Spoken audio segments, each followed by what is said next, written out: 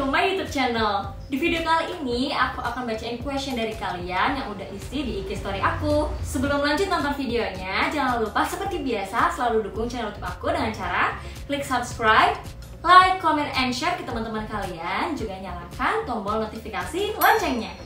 Yeah.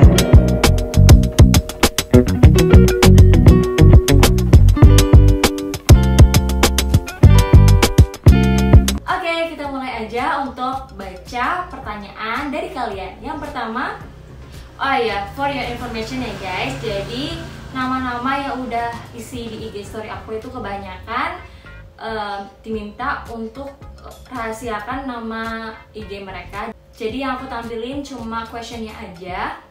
Untuk question yang pertama, ada mitos-mitos tentang pernikahan nggak di situ.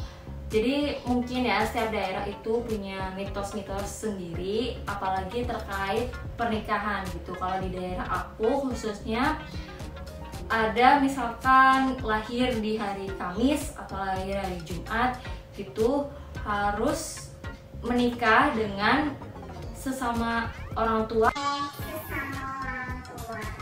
Yang satu orang tua itu baik dari pihak cewek maupun cowoknya itu harus ada yang sudah meninggal gitu. Jadi nggak boleh sama-sama orang tuanya masih genep ibu bapaknya gitu. Itu ada yang mitos seperti itu. Juga ada mitos ya perhitungan weton seperti itu, ada yang istilahnya itu jeblok. Jeblok di sini misalkan ada weton yang sama antara besan dengan orang tua gitu atau besan dengan calon mantu. Next, pertanyaan berikutnya, persiapan berapa lama? Jadi untuk mempersiapkan semua itu, yang pertama kan setelah lamaran beriktikat baik segera melanjutkan ke jenjang pernikahan itu sekitar 1 tahun.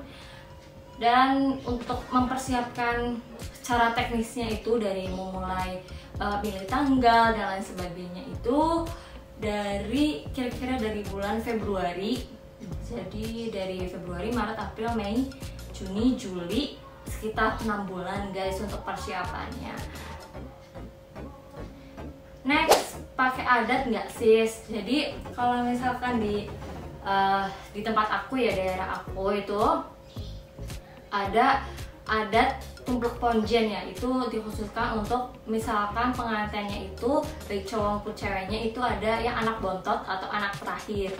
Dan kebetulan di aku sendiri itu anak terakhir, jadi pakai adat tumplek ponjen itu, dimana adat tumplek ponjen itu dari keluarga kedua belah pihak itu ngasih pecingan, ngasih uang ke pengantin, dan nanti uang itu ditumplek dituang ke sebuah wadah tampah gitu namanya kalau di sini itu kayak gitu, sebanyak saudara kita yang masih ada gitu. Jadi ditumplek, dimasukin lagi ke kantong dan ditumplek lagi gitu. Itu istilah tumplek ponjen yang ada di sini. Dan juga kalau misalkan adat dari riasan, aku pakai adat Solo, Jawa Solo gitu.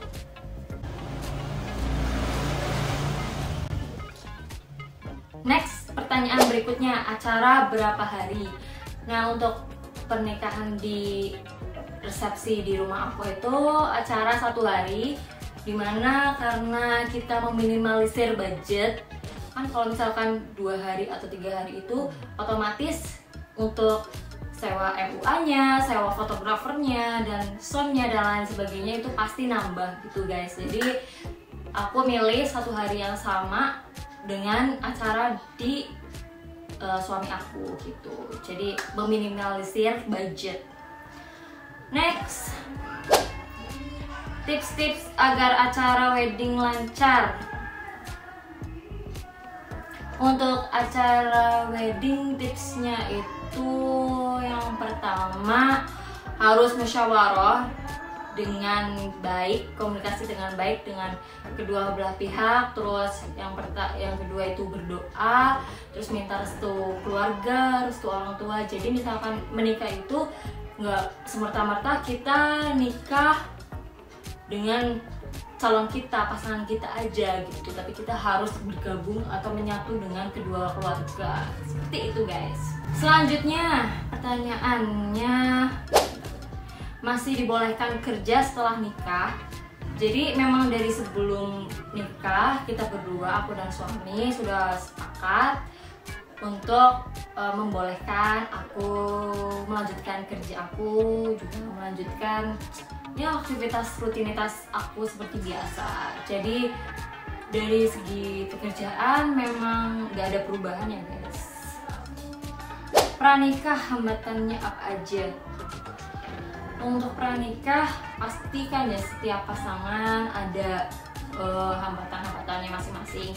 Nah kalau dari aku, hambatannya itu pas lagi menentukan tanggal, dimana dari pihak cewek sama cowok itu beda gitu, yang satunya nggak setuju dan tanggal ini nggak setuju gitu. Jadi menyatukan dua kesepakatan itu agak susah, tapi alhamdulillah ya akhirnya kita menemukan satu tanggal yang tepat dan digunakan untuk pernikahan kami.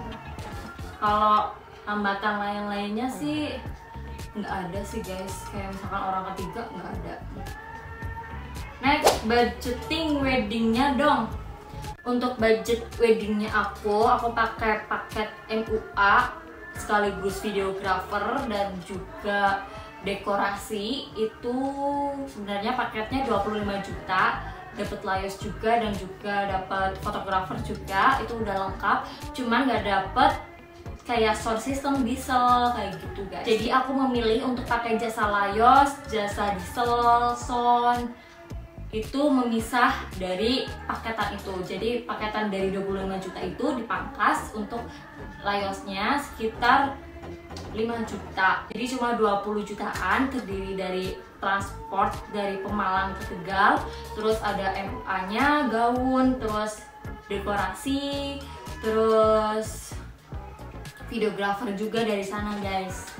Nah untuk fotografernya itu aku pilih sendiri karena memang kebanyakan fotografer yang ikut MUA itu ada charge biaya tambahan kalau misalkan acara kita itu ternyata lebih dari 8 jam gitu. Misalkan ya masing-masing ada yang per jamnya berapa puluh ribu sampai 100.000 seperti itu. Jadi kan sayang-sayang ya guys, jadi aku cari fotografer yang memang tidak menerapkan hal itu. Selanjutnya, oh iya, untuk layosnya itu aku pakai jasa dari tetangga aku yang menyediakan layos, sound, terus diesel seperti itu. Jadi satu paket itu, terus orangnya itu ikut jaga dari awal acara sampai akhir. Jadi nggak khawatir misalkan ternyata soundnya mati atau apa, dia itu langsung bertanggung jawab untuk jalannya acara gitu. Untuk layosnya itu sendiri aku kurang lebih 8 juta untuk ukuran 8 kali 12 atau 8 kali 16 meter gitu, aku lupa. Next ada pertanyaan, ada rencana merantau? Jadi untuk aku sendiri memang kalau dari lulus kuliah itu pengen selalu stay di Tegal karena ada orang tua yang perlu aku jaga, yang perlu aku dampingi terus. Jadi aku memutuskan untuk selalu stay di Tegal dan alhamdulillahnya suami juga mendukung itu. Dan akhirnya keputusan kami untuk stay di Tegal gitu. Jadi untuk merantau rencananya belum ada sih. Terus next, ini ada yang minta video nih. Nah untuk video nih atau cinematic video klip weddingnya aku itu bisa dilihat di Instagram aku. Kalian bisa cek di link deskripsi box yang ada di bawah video ini. Untuk selanjutnya ini ada Lina ya. Lina nanya untuk spill dekor semuanya sama make upnya please. Nanti aku cantumin untuk vendor make upnya itu dari Foni Makeup Gallery, itu orang Pemalang. Untuk linknya bisa dicek di deskripsi box. Terus ada untuk dekornya itu satu paket dari MUA-nya ya guys, tapi aku tahu itu vendornya dari Kembang Langit Decoration, dimana Kembang Langit Decoration itu memang vendor Pemalang dan setahu aku itu vendor yang terbaik di sekitar Tegal Pemalang gitu. Karena memang dari tukang layos yang ada di aku itu, yang aku pakai itu jasanya, dia juga mengakui bahwa dekorasi yang ada di rumah aku dari Kembang Langit Decoration itu paling rapi, paling bagus ketimbang dari vendor-vendor lainnya yang ada di sekitar Tegal dan Pemalang. Oke guys, terima kasih yang udah nonton video ini sampai habis. Jangan lupa untuk selalu dukung channel YouTube aku dengan cara klik subscribe, like, comment, and share ke teman-teman kalian. Juga nyalakan notifikasi loncengnya. See you, bye-bye!